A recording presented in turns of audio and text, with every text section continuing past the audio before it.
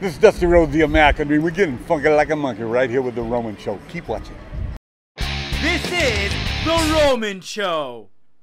Off Roman, of the Roman Show, American Dream, Dusty Rhodes, down here in South Florida, the Miami-Dade County Youth Fair. What an honor it is to have you tonight. I appreciate it. It's great to be back in South Florida and you know, sign a few autographs here, talk about our new performance center and the network and WWE and all that stuff. So everything's going great. It's good to be here. Performance Center, you know, I was talking to you prior, it's like a Disney World for professional wrestling, for entertainment itself. Without a doubt, it's a great facility that, you know, NFL facilities, I don't believe rival what we have there. Opportunity for 80 to 100 kids, men, women, and to come in, be announcers, whatever they want to be, whatever they're assigned to do, and learn their trade. It's really great. I was talking to a guy with the Herald a little bit earlier, and we had talked about back in training facility back in my day, right? And you're a lot younger, obviously. I said mine was 7 days a week, get in the car, get a 6-pack of beer, look in the mirror, practice my interview, drive to the next town. They don't have to do that there; they have it all. So we have some great kids, and as we know now with you know, the Wyatt family and Shield and Sheamus, and you go all the way down the line with this thing starts to move into a different era. Everything changes, people change. You have to change with it. And you have to have a open-minded. So it's great for me to be back and give back and learn a little bit, teach them how to talk and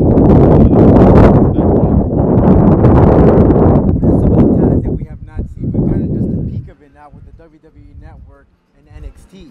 But what are some of the guys that we should really keep a close eye on? I think there's a few, but you're always looking for that one that can throw 100 miles an hour. You know, teach him to throw a curveball, but every athlete there has a special trait, and it's up to us as trainers and coaches and creative people on my end to find what that trait is. We'll find out what makes Bray Wyatt tick, and how we're going to produce this video, and how we're going to make this thing happen, so the universe will accept him. But you know, the divas are really on top of their game there. Charlotte, Ric Flair's daughter, is there, and a young girl named Paige from England that is just off the hook. And there's Emma just went up. Yeah, you look at guys. There's a kid named Corey Graves that's I think is going to be a huge star.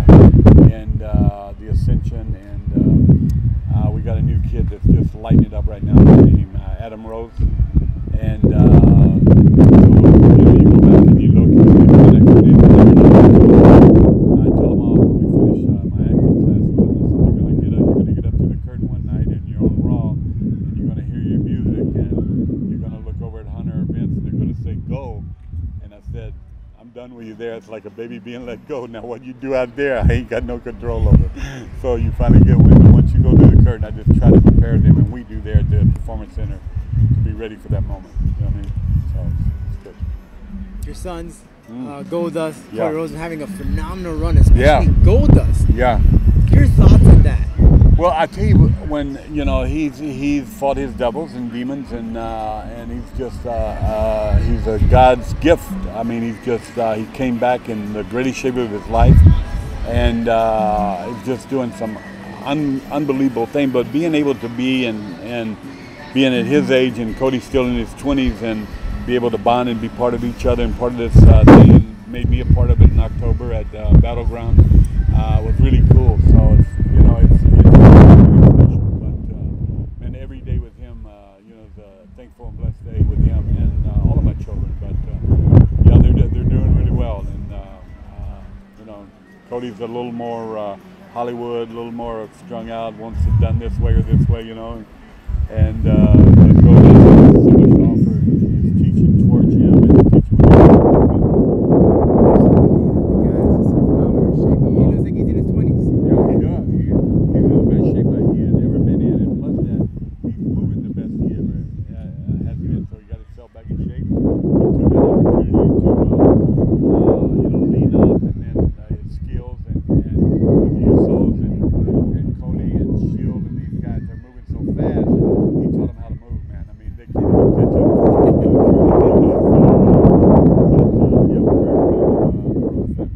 Prior to that, though, he was having a little fun on social media, saying, you know, let's get him and then Cody one-on-one in WrestleMania. Now, he wanted to wrestle his brother for 4 years. And I never thought it was necessary to see it it. I think it would be a show stealer if you put it on Mania this year from New Orleans. I just believe it would be I think everyone would love to see it, but it's not going to happen, and for several reasons. And now that he's kind of, for a while he really wanted it to happen, wanted to happen, and he would have done the right thing. And they both were cool with it, but it's like I told him. I said, the Rhodes family is as famous as the Manning family, but you don't see in the middle of a game Archie run down and say, "Okay, Peyton, throw me a pass." You know what I mean? But I had that opportunity for them to throw me a pass at Battleground and be out there with them, so it's good. You got a lot of history here in Florida. Yeah. I remember watching you in one of the independent shows. Yeah. What are one of the fond memories that you have, and one guy that you wrestled that you'll never forget in Florida? Well, Kevin Sullivan was a big deal here. Funks and Sullivan, and go all the way back. But when Dusty Rhodes became the American Dream, there was a guy named Paxson Nam and Gary Hart. Gary Hart was his manager, and it kind of, with the interviews and the way that I presented myself and built this character, it changed the way we look at our industry. And then that was probably the biggest. And then we were just talking about the night Ali and me went face to face in the ring at in the Miami Convention Center, the Jackie Gleason Theater now, and that was pretty big deal right there. So.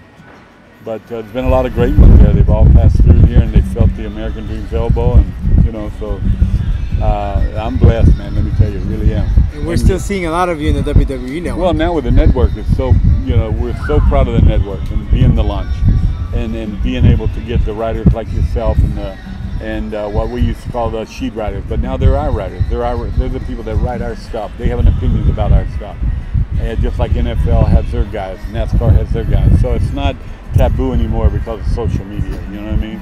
I was just telling the camera guy before we came on, as you remember, I said, the least they know the better. I'm talking about the fan, because I think a fan wants to be a fan. He doesn't want to know whether he knows the outcome or not, or he thinks he does. It doesn't matter. He's got to be there 10 minutes, 20 minutes, caught up in it, and man, I didn't know that was going to happen. Then when that happens, you got it. So it's just, I think that's important. But with the buzz the network has caused, the sky's the limit for our industry, so let's leave it in good hands. But do you think it's cool though nowadays that some of the wrestlers can come out of that character? We get to know something that we didn't know. I think it is, because if you go, it's like you see great actors even nowadays, and then you hear them interview or get an opportunity to see them, and you've wrote about them, you said something, and you walk away saying, "Man, I didn't know that guy's a pretty cool guy." You know what I mean? Because I think in life, period, that we all play a part, you know what I mean? And it's just part of life. And then there's times to where you step off that stage and you just be who you are, and you interact with what. But the great ones, believe me, they very seldom step off that stage. And I know a couple. I remember Dean Ambrose. I mean, that guy is Dean Ambrose. Yeah, right. Yeah, I called him the young when I first got him at the developmental center, and at PC, and then when we first got a hold of him. I remember looking at him across, he was in one of my acting classes, promo classes, creative classes, and he was sitting against the wall, man. And I said to him, I said, "Let me tell you something, man." I said, he reminded me so much of, which you're too young to know, but a great actor that died very early, James Dean. He reminded me of James Dean, man. I mean, rebel without a cause. And no matter what you say to him, almost in the punk fashion, he's going to do what he wants to do. But he does it in the right form, in the right way, and I was really high on him even before Seth and him got together, and Roman Reigns. I'm watching him walk across the deal right here. If you don't even know him, you said, "That guy's a star. He's somebody." And then when you put them all together, cool, there they were. So it's cool. Thank you so very much. It's an honor to have you here on the show. Thank you so much. This is The Roman Show.